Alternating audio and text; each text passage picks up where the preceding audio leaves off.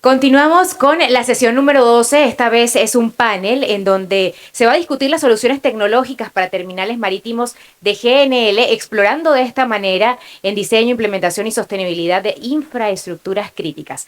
Vamos a recibir al moderador de este panel, Mauro Chavez, director de investigación Booth Mackenzie.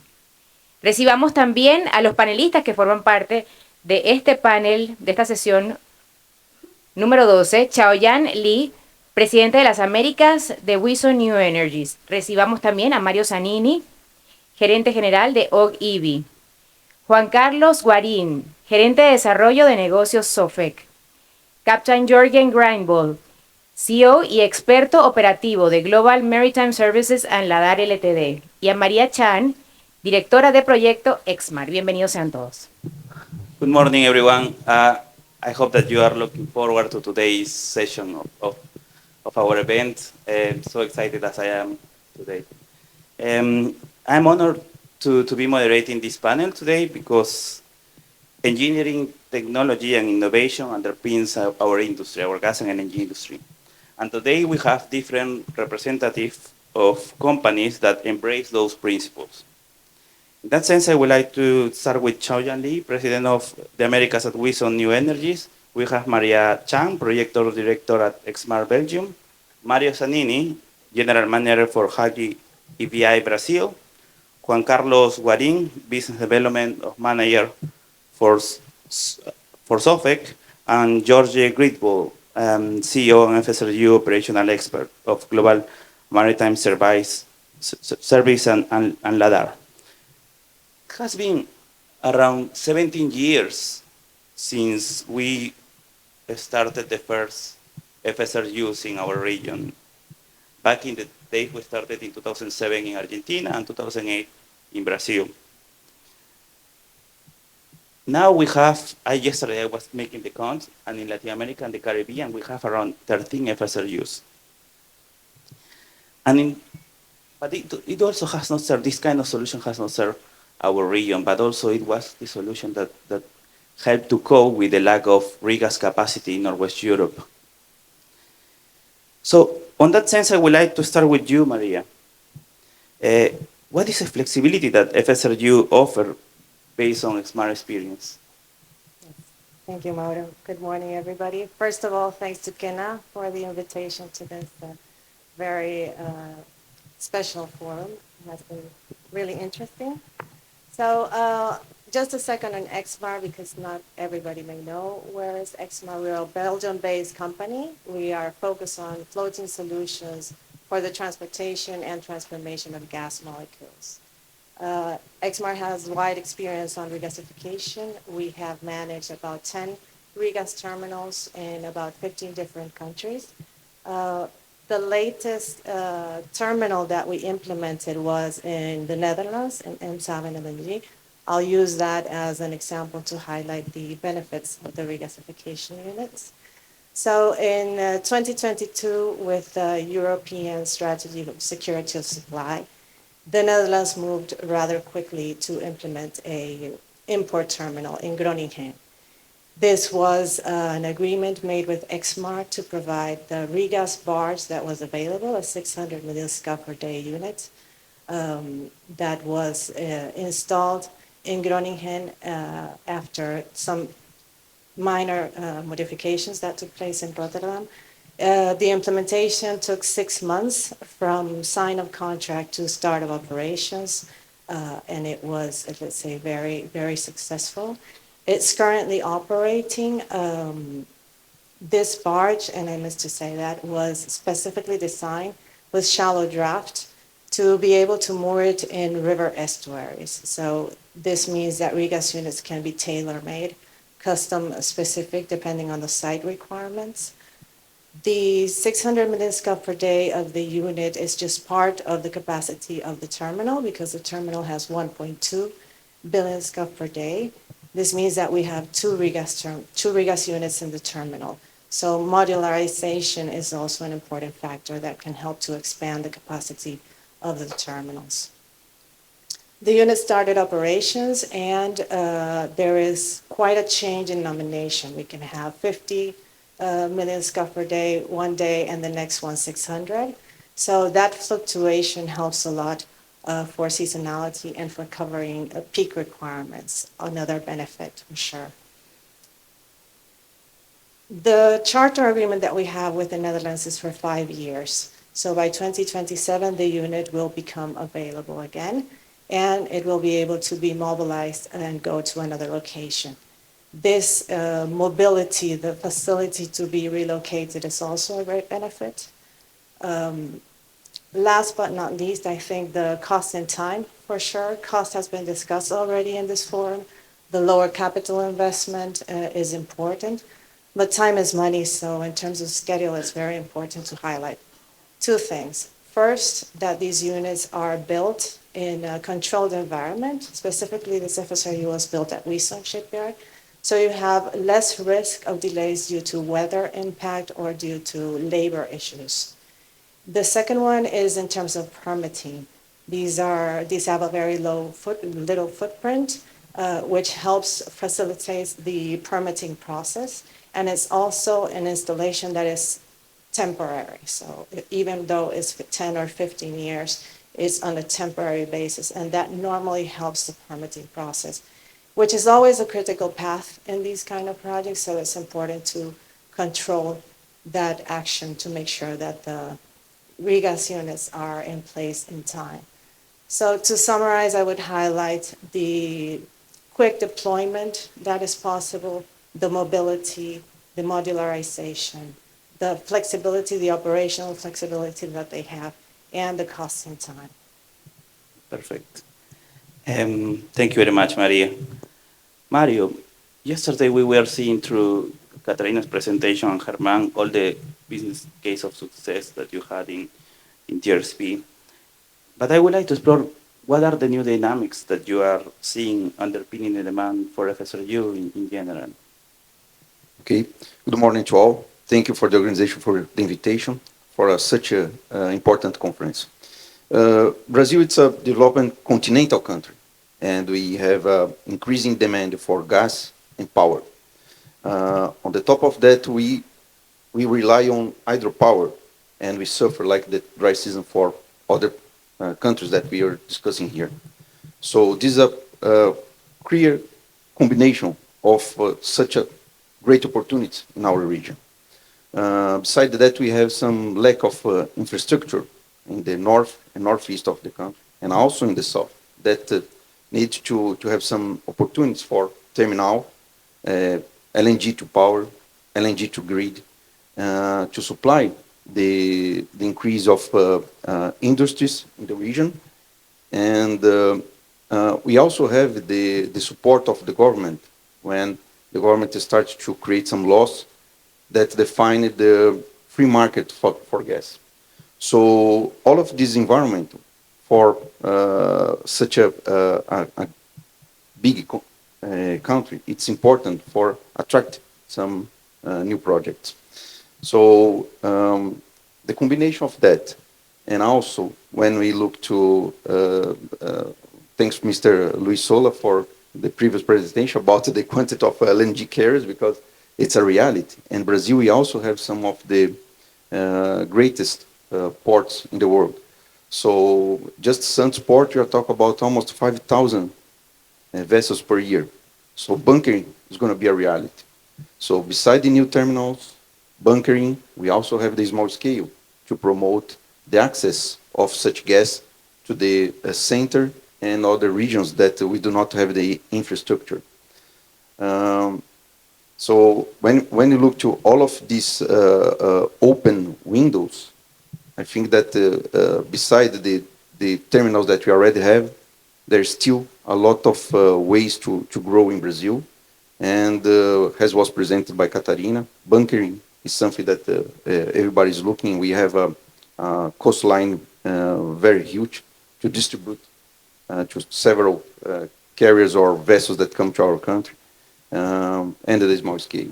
Okay. I like very much the point that in Latin America in general, we don't have, except for a few countries like Argentina and Colombia, our network grids are not specifically dense. So just to have a measure, in Brazil, it's like 10% of municipalities are served by pipelines. And I like the point, Mario, that you said that these floating solutions helps in a certain way to develop the network as well, the infrastructure. But it's not only about import, the story in Latin America. There are many projects, eventual potential also to have LNG exports. And in that sense, I would like to explore with you, Chaoyan, what is first of all, to start with, what is the global landscape for LNG demand? And sometimes we give it for granted that there will be enough EPC firms and enough slot, but that's not the case. So I would like to explore as well your view about if there are enough construction slots for all these floating solution demand. Thank you, Mauro. Thanks for the great questions. Well, first of all, I would like to thank Kenna and everyone here for this great opportunity. Back into the question you're asking, yes, we see the demand for FLNG is expected to be significantly grow in the coming future. Well, there are several, looking at the whole market, there are several driving factors contributing to this growth. I come back to the point where Maria and Mario. Yeah, they just mentioned the demanding on the FSRU terminals actually is a sign of the increasing demand globally for the natural gas. So that obviously driving, you need the gas, right? You need the gas, then how to bring the gas to the world. So this is one driving factor, the increasing demand for natural gas, especially in the emerging markets where we see Latin America and in Asia, especially Southeast Asia. People shifting away from coal and have an oil, natural gas has been repositioned and also widely considered as a key transition fuel nowadays. So this is really the fundamental where you need to reduce the emission, while you still need to keep the country to develop. Secondly, the FLNG, the FLNG, I think, provide a very good solution to monetize, especially for those stranded and remote gas reserves. So lately, quite a few gas discoveries, those major ones, are located either offshore or in remote area. So for those situations, building the onshore infrastructure is either impractical or uneconomical. So having a floating LNG solution can really provide a cost-effective solution in this case. So when we talk about cost-effective, it's not only about the unit construction cost. In several cases, you already see, many people may think floating LNG is expensive. But what I will share here with you is, thanks to the efforts of all the players in the industry, we actually successfully bring down the unit cost. So in several cases, the cost per ton of LNG produced is actually comparable or even lower than the cost to build them onshore. That's music for the ears of some developers here. And also, instead of stick build, if you do that in the floating unit in the completely controlled area, you have less supply chain issues.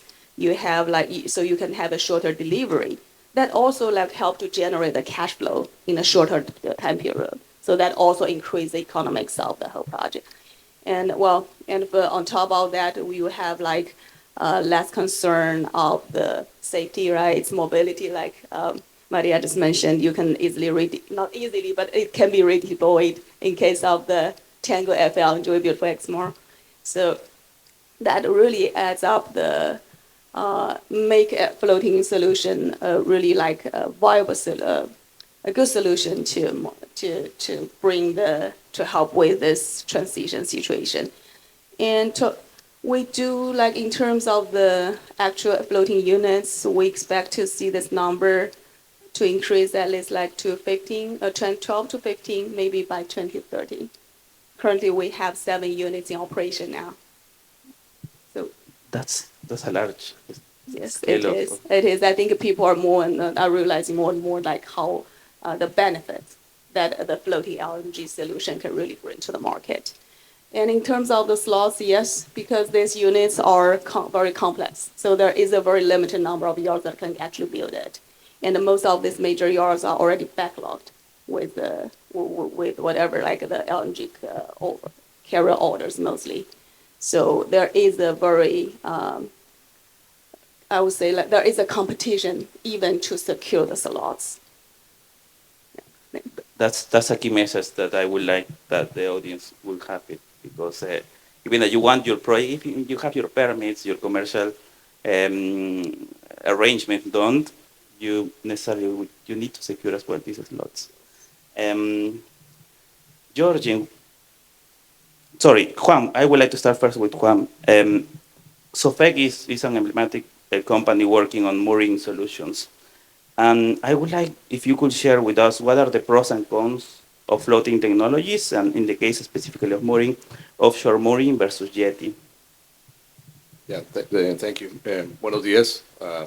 Once again, like everyone said, thanks to Kena and GNL for the opportunity to participate in this important panel and the conference. So I'm going to answer your question. I'll leave the advantages of floating versus onshore to the experts like Wison or Exmar or others. I mean, they already explained some of the advantages of going floating versus an onshore regas or liquefaction plant.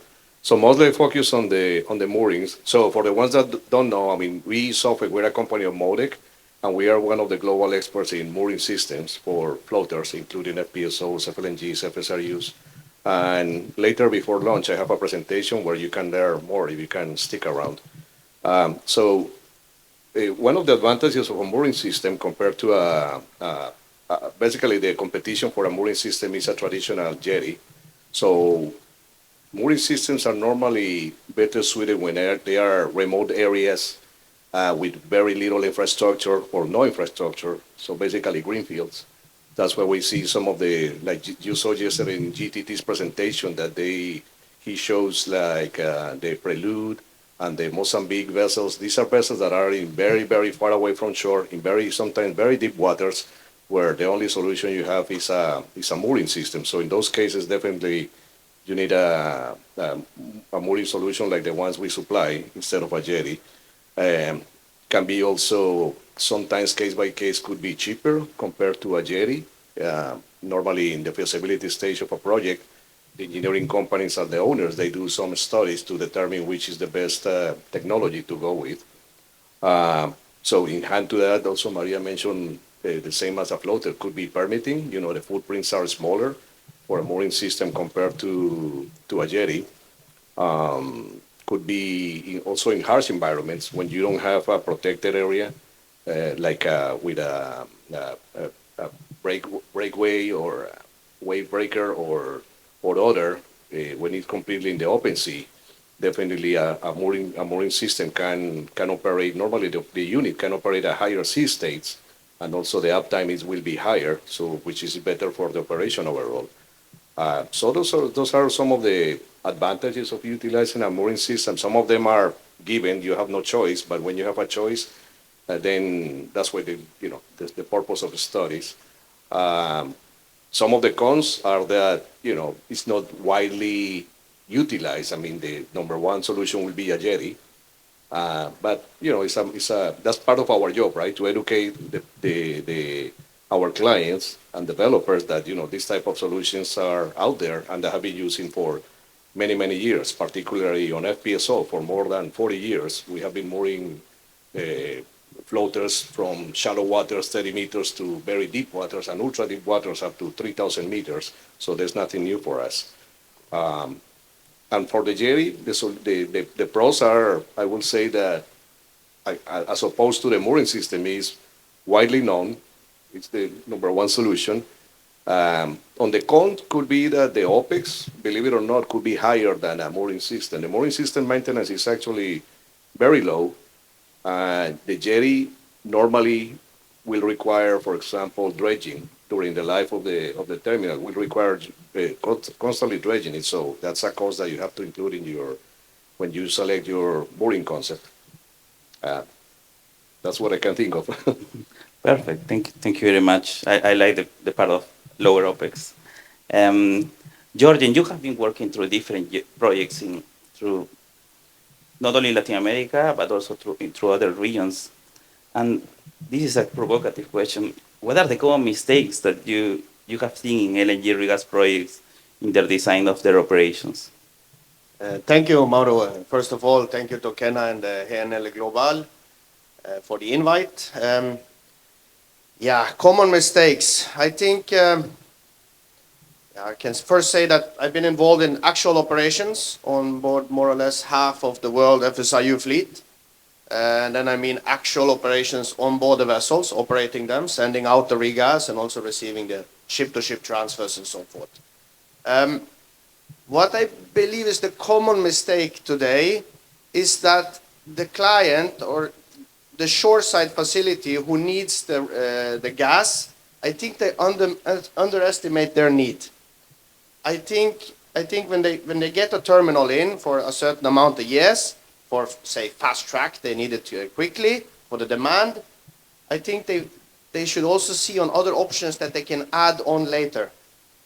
You should explore those possibilities for small scale. You should explore the possibilities for truck loading. You should explore the possibilities even to increase regas capacity. This we see it's a common mistake. Normally they have the terminal, they have the regas capacity, and they make the pipeline just as for that need, and they don't think about 5, 10, 15 years ahead. This is something that we see quite a lot. Of course, everything is possible to change later as well, but for some of these changes, you need to interrupt operations, and nobody wants to interrupt gas send out, right? So this is one thing, and of course for the vessels itself, so the infrastructures itself, the floating ones, I think we have become very good in the past recent years to improve and also to work with the clients to modify as per their needs as well. But I would say a small hint there to all the importers who needs this gas that you should think wider. We all know the demand is going up. Everybody's seen the graphs that everybody's presenting, the demand will go up. Another additional thing is that sometimes for the importers, they don't understand that it's a floating terminal. They think it's the same as the shore one. They know it's a floating one, but it does not operate in the same way. There are other type of restrictions. You can't mix the cargoes too much. You don't have load on top. You have to load from bottom. Maybe one tank is modified to load from top, but it has restrictions on the fall of the liquid. The friction. There are many things here that is worth looking into before you actually choose the selected infrastructure and try to find good solutions, not for just today, but also for the future and how to increase the capacity. Thank you very much. Super interesting.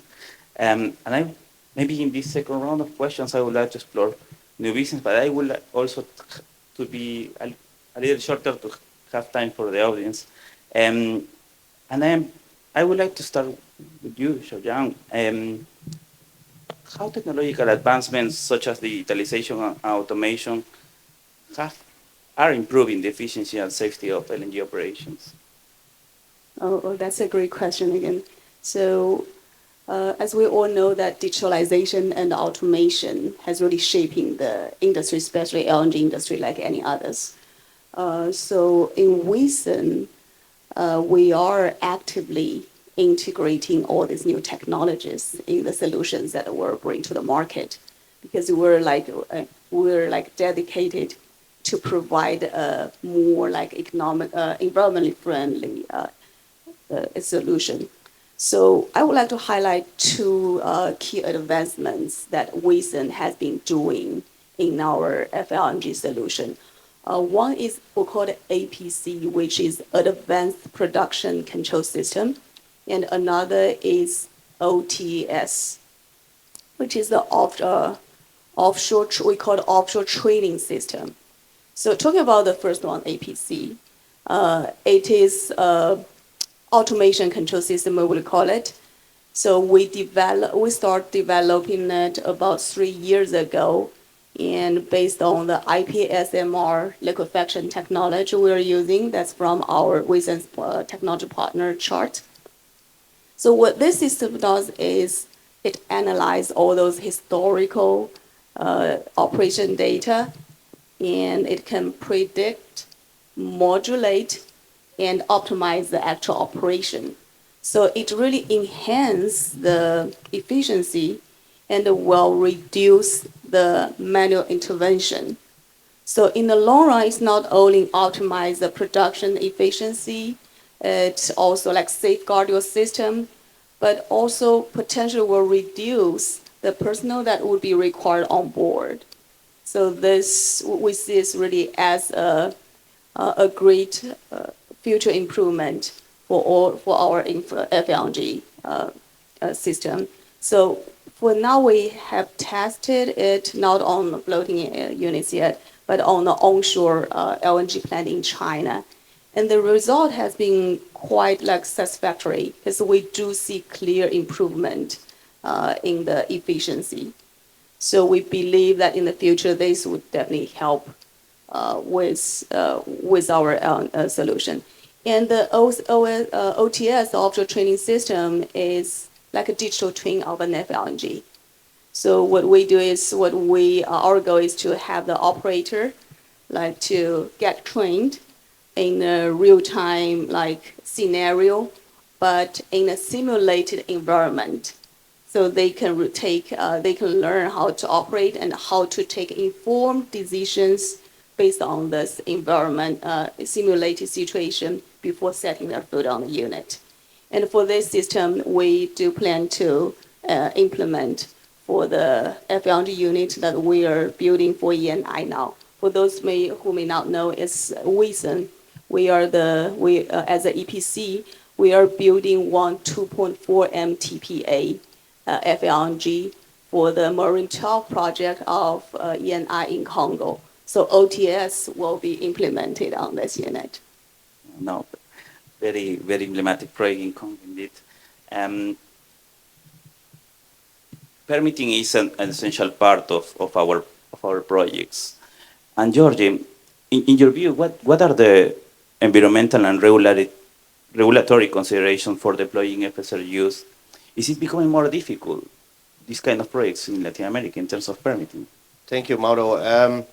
I like the good questions I'm getting, tricky ones. Of course, the regulations are, again, different for the floating terminals to shore side.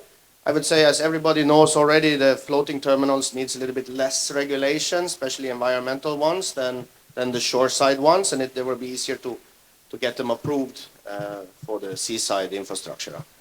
Of course, another important thing, they're not just regulations, but the social, you can call them issues or challenges around, since we are talking about Latin America now, there is always some social challenges as well.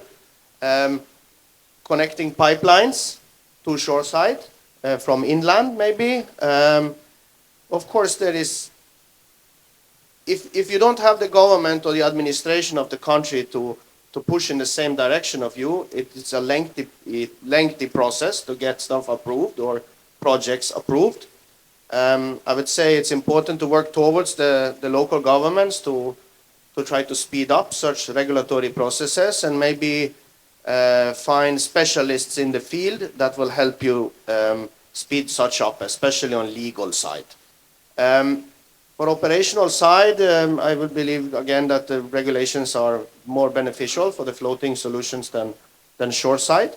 But I think a good team together, when you're looking into projects on A, B, C, D steps, if you have a good team put together, collect everyone that has stakeholders in that project, you can speed up the regulatory process. But of course, there are also social issues around that needs to be handled.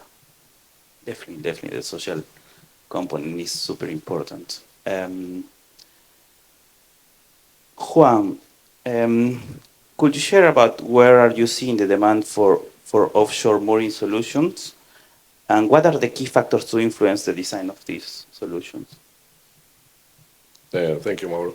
Yeah, I mean, we're seeing on both sides, on the supply and on the demand side, growing as I think Chaoyan said, that she's seeing like 12 to 15 FLNGs in the up to 2030.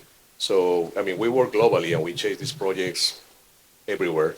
So, I mean, we are seeing opportunities that are ongoing in different stages of the project, from planning to being developed right now, projects in, as far as, and I wrote my notes so I don't forget, Mozambique, and there are projects in for the FLNGs, well, Israel, that is kind of right now on, who knows when it's going to happen, but Argentina, Senegal, in the U.S. Gulf of Mexico, even there are projects for FLNGs, and Nigeria, in Canada, and on the FSIU side, there are opportunities from South Africa, Greece, Bangladesh, Philippines, Central America, Spain. There's a project that has been going a few years in Canary Islands to, again, same as many of these FSIU projects that are to replace diesel or other fossil fuel for gas.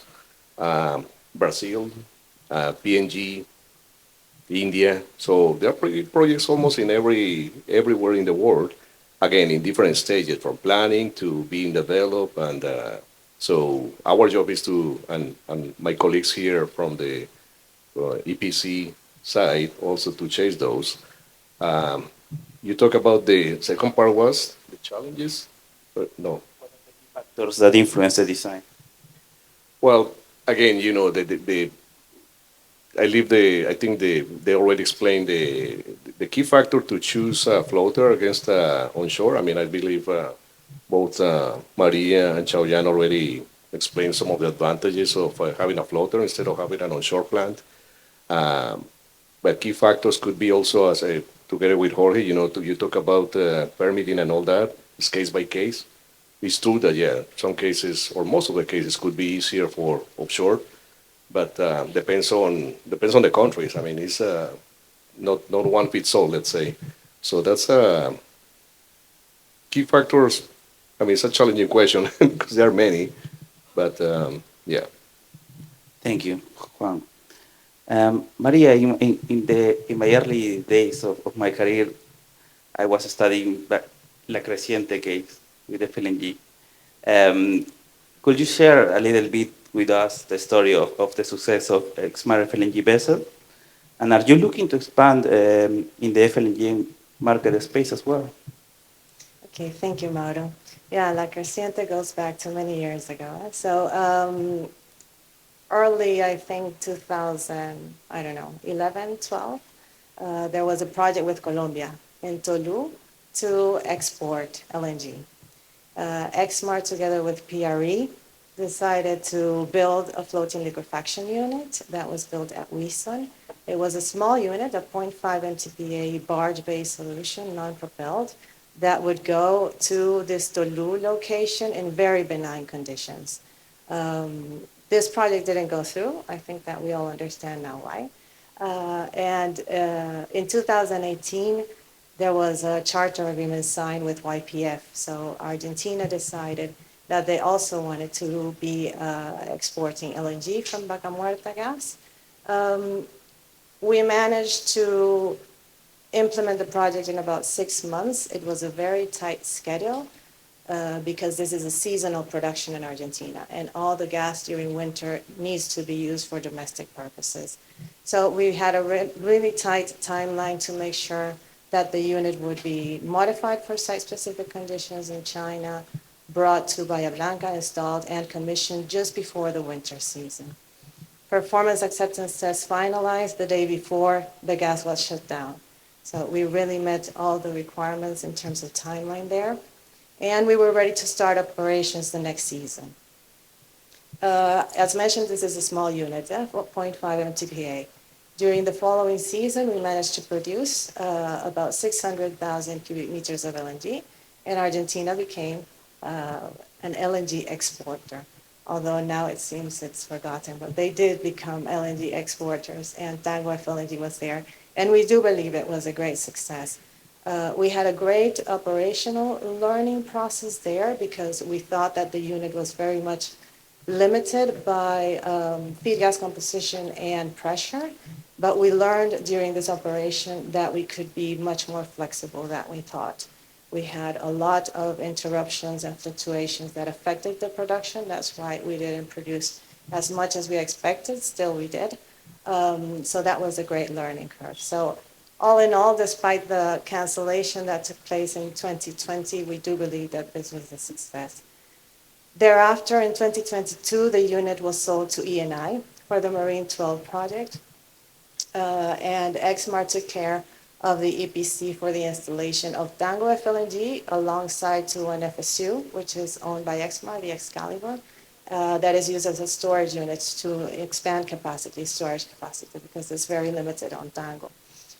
We did this in about 14 months. There were heavy modifications to be done because, as mentioned, this unit was designed for benign conditions in Colombia, and now it's offshore. So it needed quite some modifications in terms of mooring platforms. We added about 2,700 metric tons of steel to these units. So it was quite heavy work, 7 months in Dubai for the conversion. Still in 14 months, we managed to be installed, be commissioned, not be commissioned, but receive gas for commissioning. February this year, we reached the commercial operation day, and it's currently operating, already delivered its fourth cargo last week. So I gave you two for the price of one, two case studies of success for one unit. Quite a fantastic journey. Thank you for sharing, Maria. Mario, yesterday Herman was showing that Höegh became Höegh EVI. So I would like to explore with more details what other business is Höegh LNG exploring? Thank you, Mauro. Yes, yesterday Herman presented some of our new alternatives. So Höegh, although we are keeping our maritime DNA, we are now developing some new technologies or solutions looking for the renewable.